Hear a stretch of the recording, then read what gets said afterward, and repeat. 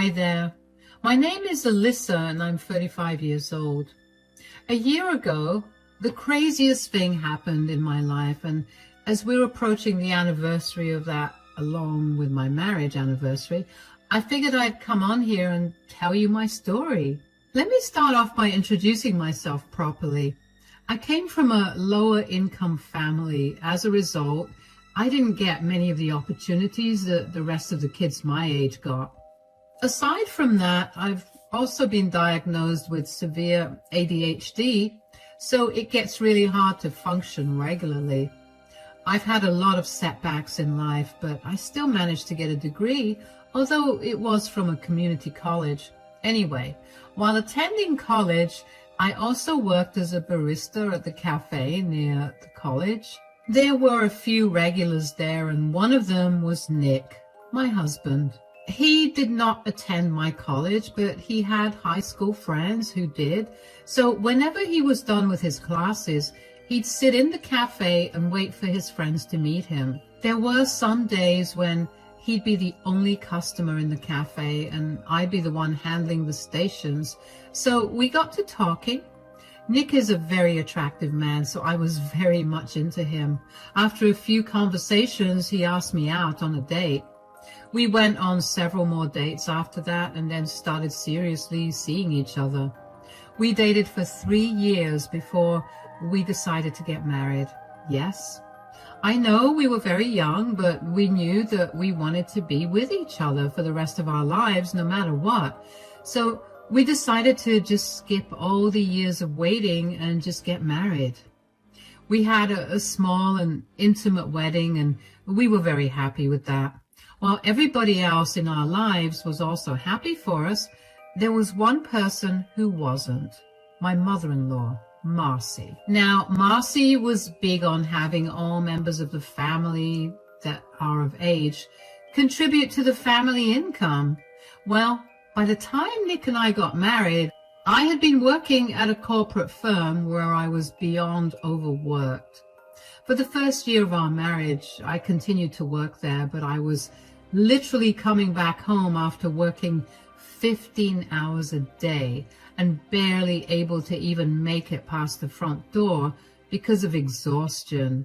Nick eventually had enough and told me that I had to leave my job or he would send my resignation letter behind my back. So I did that, and we agreed that I would take as much time off as I wanted before going back to work. Nick worked as a computer software engineer, and he had a very high-paying job, so we would not be lacking in any way. Marcy hated that I wasn't working. She made it her job to bring it up every single time she visited us or if we visited her. She was initially very subtle about her dislike of my career choices, but eventually she got really open with it. I would usually stop Nick before he said anything to Marcy because I did not want to cause any problems between them. I knew that Marcy was coming from a place of concern for Nick, and she probably wanted me to not get stuck being a traditional housewife, so I didn't want Nick to take things too seriously. One day, however, Nick and I had invited her over to dinner at our place. We often had spontaneous dinners with our families, and this is what that dinner was. I worked hard all day to make the food, and I made sure that the food would not be criticized by Marcy. Marcy arrived a little earlier than we asked her to, so while I was finishing up with dinner, she was talking to Nick in the dining room. I could hear everything because the kitchen was adjacent to the dining room. "How's work been? You look exhausted." "I know, I am exhausted. We've been working on this huge project for one of our biggest clients, and the deadline is a little tight. I've been pulling way too much overtime, but I'll be done with the project in a few days." "Make sure you get enough rest then." "All right, dinner is served. I hope you like it, Marcy." "You better hope I do too. I mean, I expect the food to be good considering you don't do anything around the house." "What's that supposed to mean?" "You know, Alyssa isn't working right now, so she's been lounging around the house all day. She had only one job to do today, and that was to cook. If she can't even do that, then I think that you have to reconsider your relationship. What are you talking about? Who said anything about me lounging around the house? Oh, come on. There's so much dust around the house. If you kicked up the air conditioning in here, I'd be sneezing my lungs out. I get that you're very passionate about women working and contributing to the household, but you don't get to insult Alyssa for not doing that. Just because she isn't contributing financially to our house doesn't make her work any less valuable. What work does she do? Paint her nails and occasionally do laundry? That's just a glorified maid, Nick. I do a lot more than that. And I'm only not working right now because I overworked myself at my previous job and ended up having a mental breakdown. Stop belittling me and my work. This is my time to take a break. And Nick has been the biggest support of all. Of course you have some stupid excuse ready to justify your laziness. My son deserves better than some leech. He's just blinded by his love for you, so he doesn't see that he can very easily choose to not support you. You know what? That's enough, Mom. You've been far too disrespectful, and I do not like that. I want you to leave my house right now. I want nothing to do with you until you apologize to Alyssa for all the mean things you've said. Don't be so dramatic, Nick. There's no need to get so defensive and throw me out of your house. I mean it. Get out. I will not let you disrespect my wife like this. You're entitled to your opinions, but you are not allowed to impose them on someone else. And you're definitely not allowed to make them feel bad for not doing what you want. I can't believe you're choosing your leeching wife over your mother, but okay, I'll leave. I was beyond hurt that Marcy viewed me in that way. I couldn't understand why she hated the fact that I wasn't earning money. I mean, yeah, I felt bad about it too, but she hadn't seen me at my absolute worst because of how hard I'd overworked myself. I'd stretched myself out, so I think that it took me months to recover from the stress. The more time I spend away from work, the better my mind feels, and that's what Nick has repeatedly stressed that he cares about. Was I the best housewife? No, of course not. But I made sure that all of Nick's needs were taken care of. I cooked all of the meals and kept our spaces tidy, so even if they weren't very clean, there was no mess. I was really glad that Nick had stood up for me that day. I was too shocked by what Marcy had said to even stop Nick. But his standing up for me against his mother made me feel better about my decision to stick to being a housewife. After Marcy left that day, she left me a long message about how I had poisoned Nick's mind. I deleted her message and chose to ignore it. I knew that Nick supported me regardless of what I did, and that's all that mattered to me. Nick, on the other hand, was beyond furious at his mother. All the times that I stopped him from standing up for me bubbled up and exploded. He could not bring himself to think of his mother without getting really upset at how she'd treated me. He refused to talk to her, and initially I respected that. But then we hit the 1-year mark since we spoke to Marcy, and I began to get worried. I mean, I agreed that Marcy did disrespect me, but I didn't think Nick needed to have no contact with her for so long either. I tried to talk to Nick about it, and he told me that he'd given his mother a condition to fulfill if she wanted him to talk to her. He wanted her to apologize to me. I didn't think that would happen because if there's one thing you should know about Marcy, it's that she is very stubborn. 2 more years passed just like that. I kept trying to get Nick to contact Marcy again, but he wouldn't listen to me. Aside from that, I also began focusing on my career again, not because of what Marcy had said, but because I began to feel the need to do something better with my time. So I picked up an old hobby of mine, writing, and decided to see if I could earn anything through that. Turns out freelance writing paid me pretty well. So I tried to find various other content writing jobs over the 2 years. One particular day, I'd gotten a call from Marcy. I'm not joking, but I almost dropped my phone when I saw her caller ID. I couldn't fathom why she was calling me, but I hoped that it wasn't about any bad news. I hesitantly picked up the call. Hello? Hi, Alyssa, it's Marcy. Oh, hi Marcy, how are you? It's been a while since we last spoke. Is everything all right? Yeah, everything's good and I'm doing all right. I wanted to talk to you about something. Oh, what is it? Well, we haven't spoken in years and I've been thinking about what got us here. I then realized that I owe you an apology. Really? That is not where I saw this conversation going. I know this must be really shocking to you, but I realized I was being too narrow-minded and the last thing I wanted to do was lose my son. You were right. I should be happy that my son's happy. What happens between you two is none of my business. I overstepped by a lot, and I was too stubborn to apologize.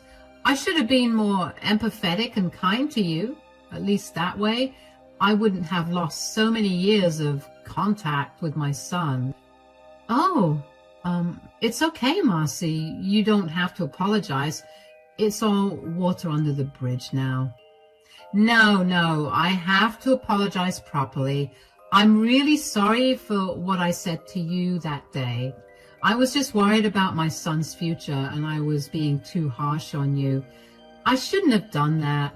Nick is a grown man capable of making his own decisions, and I should have respected that. If he chose you to be by his side for the rest of his life, I can't say anything against that.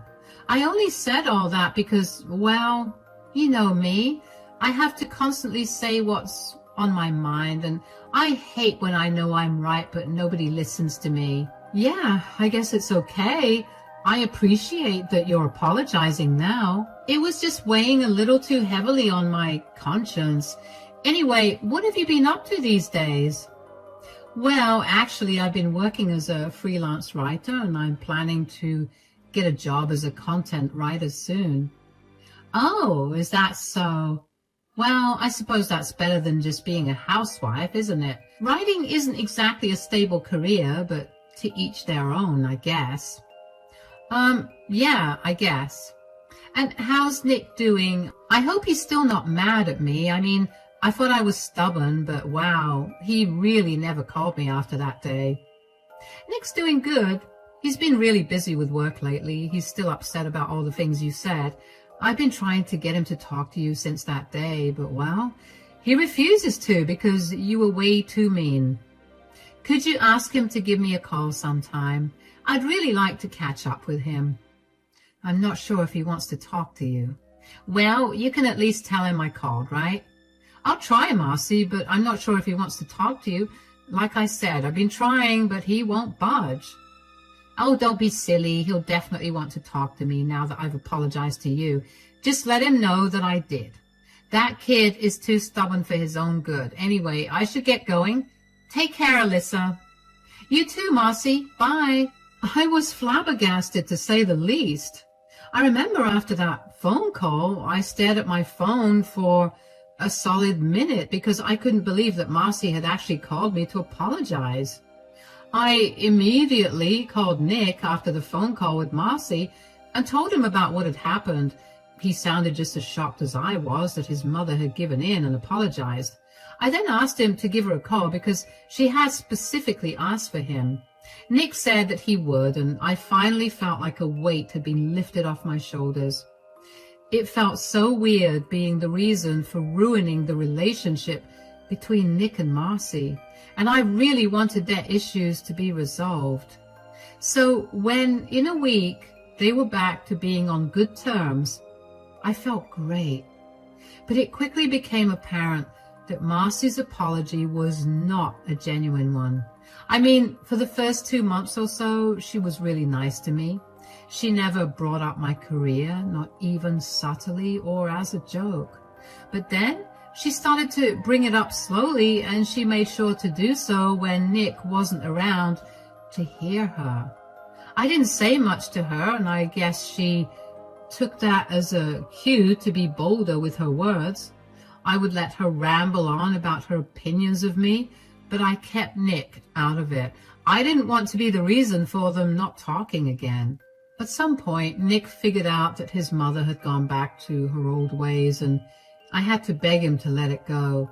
I had managed to land a good job where I earned a decent amount of money, so all of Marcy's words meant nothing to me.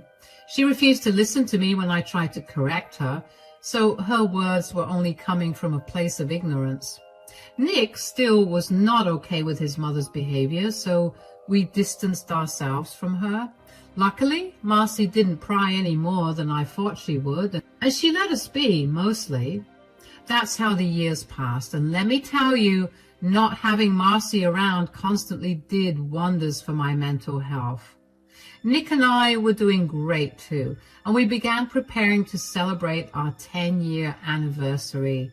We had been saving up for over a year to throw a huge party. We booked a hall at a 5-star hotel 6 months in advance, so yes, we were really going all out with celebrations.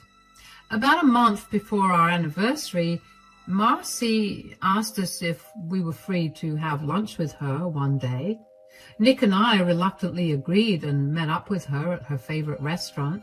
The lunch went mostly well, but towards the end of lunch, Marcy brought up our anniversary. So your anniversary's coming up. How long have you two been together again? Yeah, it's been 10 years. 10 years? Wow, I wonder how you two even got to be together for so long. What do you mean? I mean, no offense, but I figured that you two would break up a year into your relationship. Why would you think that? I don't know. Intuition, I guess. Well, you were wrong. I've been really happy to be with Alyssa, and I'm so glad that we'll be celebrating 10 years together. Although we've been together for 13 years, technically. Wow, that's a long time. So have you guys planned out anything to celebrate your time together? We were thinking of throwing a huge party. How huge? Like booking a hall and having all our friends and family there. We want as many people there as possible. Why do you want so many people? That's going to cost a lot. Yeah, but we've saved up enough. Besides, we have a very small wedding and we wanted to go all out for this one. When you say we saved up, do you mean only you saved up? Because I know that Alyssa can't hold a job down to save her life, and that's why she keeps reverting back to being a housewife. Alyssa actually contributed quite a lot to it. And how in the world did you arrive at the conclusion that she can't hold a job down? She's been working at the same company for the last 5 years. Not to mention, I've told you over and over again, whether Alyssa chooses to work or be a housewife, it doesn't mean she isn't doing any work. Please, we all know she's barely making anything. Everything she earns goes into funding herself and her extravagant hangouts with her friends. And I know for a fact that she doesn't do anything at home. I've come over unannounced a lot of times, and every time I get to see how filthy the house is. Okay, well, I don't see how my income or my work around the house is of any importance to our anniversary celebration. Can we just drop the topic? Of course, you want to drop the topic. You know I'm hitting close to home and you can't stand it. No, I just don't think that's necessary to discuss when we're talking about how happy Nick and I are to be celebrating 10 years together. I know you don't like my life choices, but you should be happy that I've kept Nick happy for so long. Kept Nick happy? You've worked my son to the bone. You do nothing but take all his money so you can dilly-dally and not take over any of the responsibilities. That's enough, Mom. Drop it, or you will not be invited to the party. Whatever. You'll soon realize how right I was about Alyssa being a leech. And when you come crying to me, don't expect me to comfort you. He won't be doing that. Anyway, I have to leave for work right now. Bye. I'll leave too. We'll take care of the bill. Bye, Mom. I don't know why I expected any better from Marcy. Of course she still thought of me as some parasite, even though I was earning more than she was.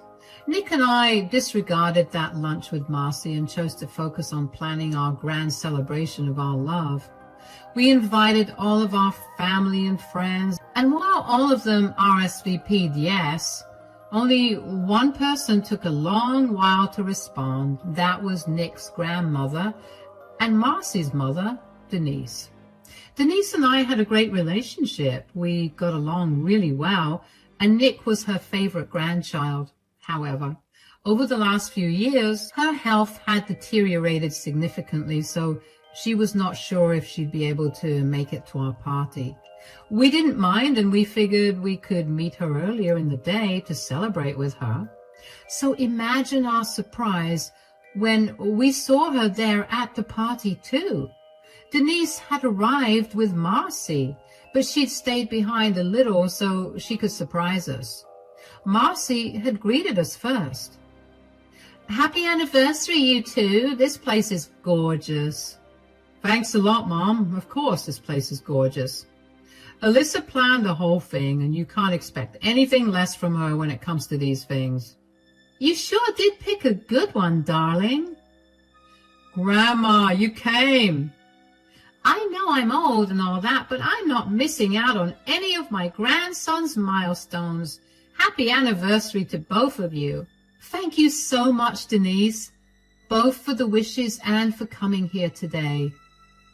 "This party seems a little dull, don't you think?" "What do you mean?" "I think we need to make a toast to the lovely couple." "That won't be necessary, Mom." "Oh, that's nonsense. There's the mic." "Marcy, please, we're not making toasts. Consider this a gift to you two from my side." "Everyone, if I could have your attention, please, I'd like to make a toast to the couple, my son Nick and my daughter-in-law, Alyssa. Thank you all for being here tonight to celebrate their 10th anniversary. It's truly a milestone, isn't it? Now, I just want to say that 10 years seems like a breeze when all you do is mooch off your husband. But somehow, Alyssa, you've managed to make it look effortless. I know you must all be thinking that Alyssa's a working woman right now, but let me tell you, she barely makes minimum wage. Everything she earns goes into her own pleasure, while my poor son has to take the brunt of all the financial responsibilities." "Marcy, that's enough. I mean, really, what have you ever contributed to this marriage besides your laziness and incompetence? Shutting me up right now is of no use. I did my best to try and accept you, but every time I see you not lift a finger while my son works like a dog, my blood boils with rage, and my poor darling son. He's so blinded by his love for Alyssa that he refuses to see the truth." "Excuse me, everyone. I'm sorry to interrupt, but I cannot bear to listen to any more of Marcy's ramblings. Please do not take anything that she said seriously. She's just desperate for attention and is willing to do anything to get it." "Mom, what are you doing?" "I'm just speaking the truth, dear. Since you wanted to speak your mind about Alyssa, I figured I could speak my mind about you. You see, everyone, even if Alyssa were just a housewife or someone who barely earns minimum wage, at least she didn't steal money from her own mother, thinking she wouldn't notice." "What?" "Wait, the money that you had been saving up for your expensive surgery?" "I'm afraid so. Turns out our super feminist Wonder Woman over here lost her job 2 months ago and hasn't been able to get back on her feet. She came to me a few days ago begging me to help her out. I distinctly remember saying no. Marcy cried like a baby, but then she got herself together and asked me if she could cook me dinner. A few bites into dinner, I started to feel groggy. I ended up falling asleep pretty quickly. The next day, when I went into my safe, all the money that I had saved up for my important life-saving surgery was gone." "Mom, how could you say that? That's a lie. You have no proof."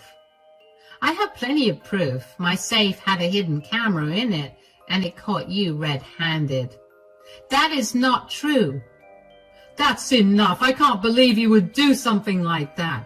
Do you even know how long Grandma had to save that money?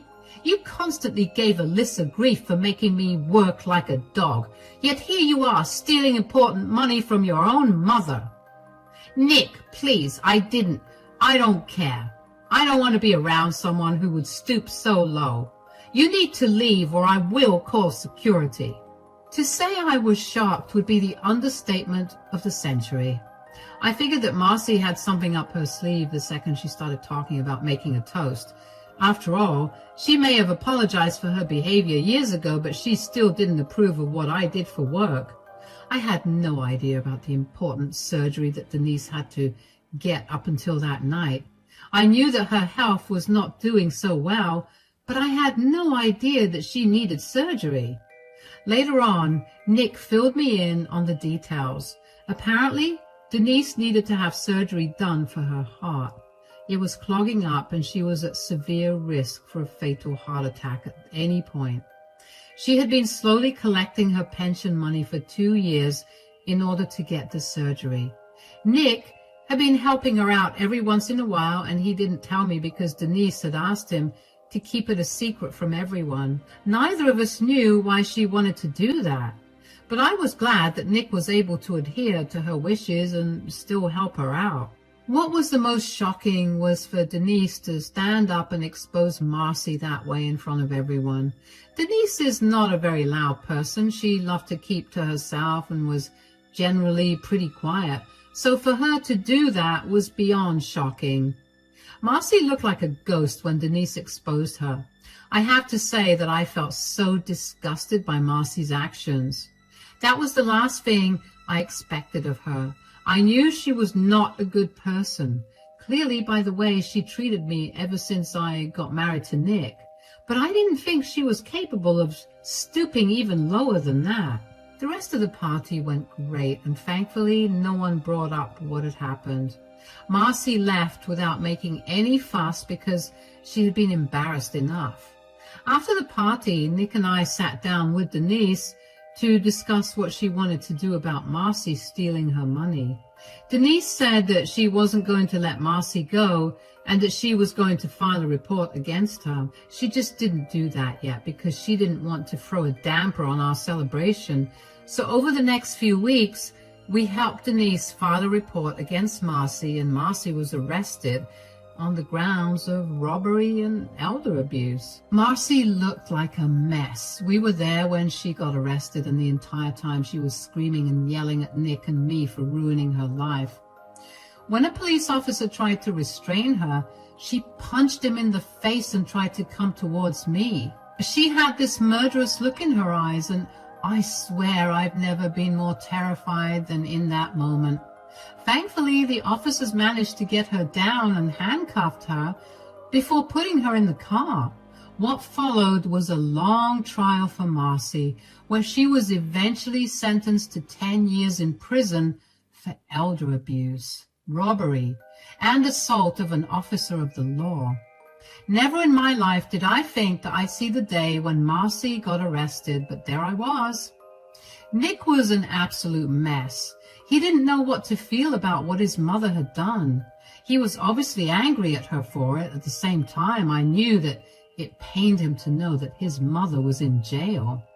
Thankfully, he agreed to go to therapy to get his emotions sorted out, and he's doing better now. As for Denise, she got reimbursed for all the money that Marcy had taken from her. She was still a little short on the amount she needed, so Nick and I helped her out.